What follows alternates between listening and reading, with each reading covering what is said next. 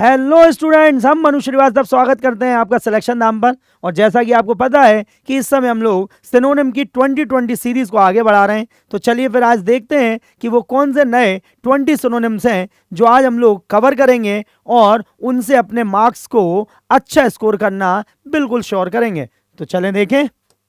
तो आज जो फर्स्ट हमारा वर्ड है वो है पेक्यूलियर। ठीक है, पेक्यूलियर। पेक्यूलियर मीन्स क्या होता है? देखिए, पेक्यूलियर मीन्स होता है विचित्र, बिल्कुल बड़ा अजीब, विचित्र। तो यहां पर हमारा जो आंसर आ जाएगा वो आ जाएगा स्ट्रेंज। क्या आ जाएगा? स्ट्रेंज। ठीक है, चलिए देखें जरा तो क्या क्या बन रहा है इससे।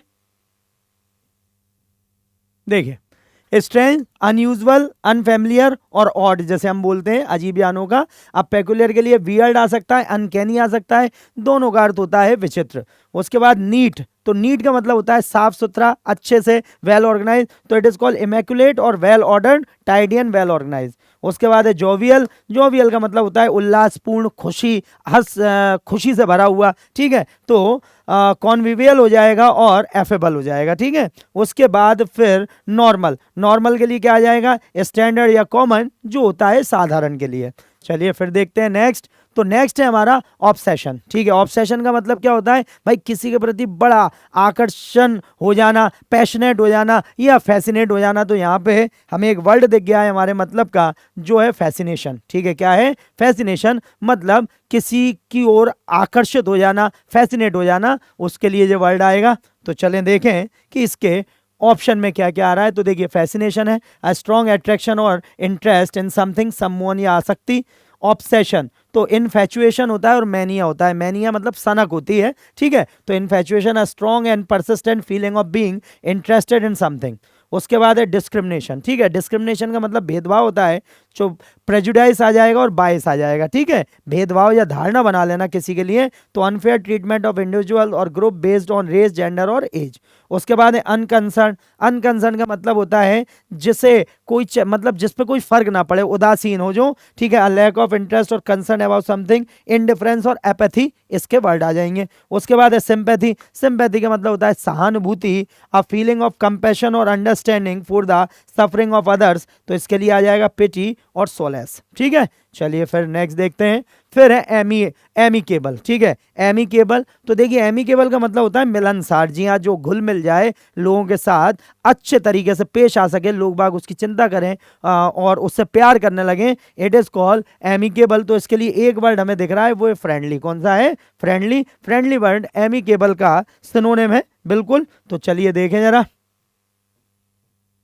Okay, friendly, kind and pleasant. ठीक है, दयालु, मित्रतापूर्ण।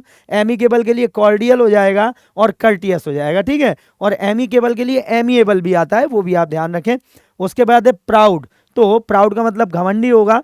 तो ग्रेटिफाइड या फुलफिल्ड, फीलिंग डीप प्लेजर और सेटिस्फैक्शन फॉर वंस अचीवमेंट और क्वालिटीज, तो जिसके लिए अपन गर्व बोलेंगे। ठीक है, उसके लिए फिर हो जाएगा जेनरस। जेनरस के लिए हो जाएगा म्यूनिफिसेंट और इंडल्जेंट, विलिंग टू गिव और शेयर फ्रीली विद अदर, तो जो दूसरों के साथ उदार हो। ठीक है, दूसरों की चिंता करें। ठीक है, उसके बाद है हाश। तो हाश का मतलब है रॉकस और क्रूअल, मतलब बहुत ही कठोर, strict and difficult to endure. ठीक है, तो इसे आप ध्यान रखें।